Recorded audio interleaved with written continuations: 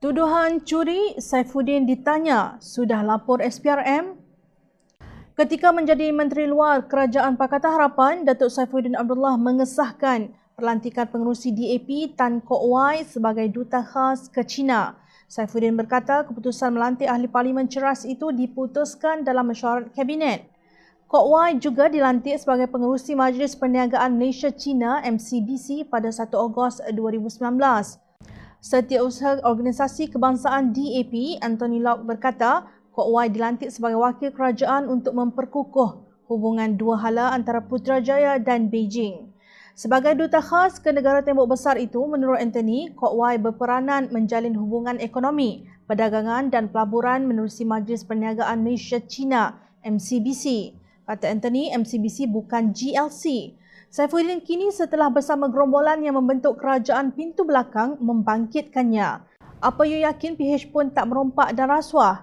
Dulu PH marah lantikan politik. Lepas berkuasa, siapa yang jadi Special Envoy ke China? Siapa yang duduk di Broad Pelabuhan Klang dan Kuantan? Soalnya seperti dipetik.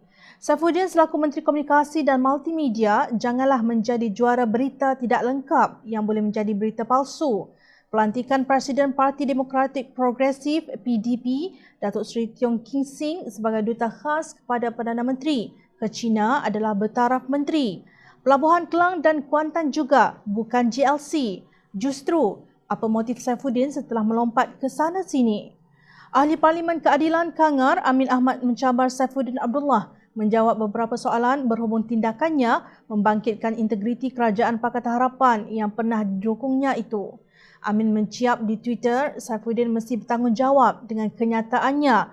Pertama, adakah dia percaya BN Steel dan okey bersama sebab dia dakwa PH pun Steel? Kedua, telah lapor SPRM Steel yang PH buat? Ketiga, adakah lantikan politik tak boleh jadi, sekarang dia lawan juga? Keempat, yakin geng kita tak Steel? Maksudnya, Saifuddin harus melaporkan kepada Suruhanjaya Pencegahan Rasuah di atas dakwaan bahawa Kerajaan Pakatan Harapan mencuri. Beliau juga harus menentang pelantikan politik yang dilakukan oleh kerajaan yang sekarang beliau sertai. Adalah dipercayai geng Kitol yang dimaksudkan oleh Amin merupakan gerombolan yang diketuai Datuk Seri Azmin Ali. Sementara itu, Pengarah Komunikasi Amanah Nasional Khalid Samad menjelaskan pelantikan Kok Wai sebagai Duta Khas ke China adalah untuk membantu menungkai isu perjanjian bekas Perdana Menteri Datuk Seri Najib Razak yang banyak menguntungkan China. Bila dibincang dalam Kabinet, diakui perlu tumpu hubungan dengan China. Banyak isu timbul kerana perjanjian Najib terlalu menguntungkan China. Kita nak betulkan, hubungan mungkin terjejas. Kok Wai dilantik Duta Khas tidak bertaraf menteri untuk uruskan, ciap Khalid. Beliau juga membidah Saifuddin, seingat saya dia setuju. Begitulah perangai ahli politik yang bermain dengan politik kianat.